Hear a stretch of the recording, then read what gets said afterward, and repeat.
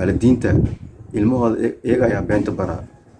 Hooyooyinka iyo aabbayaasha ilmahooda ayaga ayaa beenta bara oo dhaha kaali waxbaan ku siinaynaa.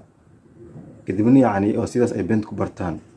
Walaalayaal, ilmaha beenta laga daayo. Hooyo macaan iyo aabba macaan, waxaan idinku dardaarmayaa in ilmihiina aad mar walba ku dadaashaan si aad runta aad bar lahaydeen insha Allah.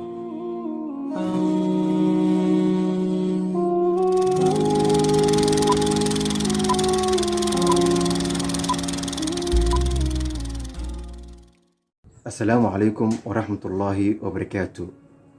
الحمد لله walaalayaal. Cabdullaahi ibn Cumar radiyallahu anhu ayaa wuxuu yiri waxa ay jirtay hooyadii macaan maalin uu rasuulka kalleyhi salaam gurigeena uu joogay. Wuxuu leeyahay Cabdullaahi ibn Cumar, anigana maalinkaas waxaan jiray 5 sano.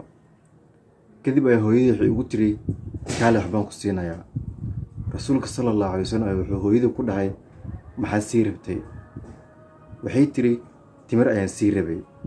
Rasuulka sallallahu alayhi wasallam ayaa wuxuu yiri haddii uu ku imaan lahaa oo aad waxba siin lahayn been ayaa lagu qor lahaa.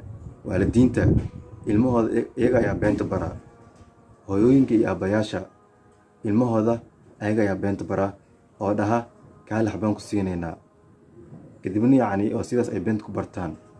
Walaalayaal, ilmaha beenta laga daayo. oo rasuulka kalleyhi salaam haddii wuxuu yiri haddii uu ku imaado oo aad waxba siinin been ayaa lagu qorayaa.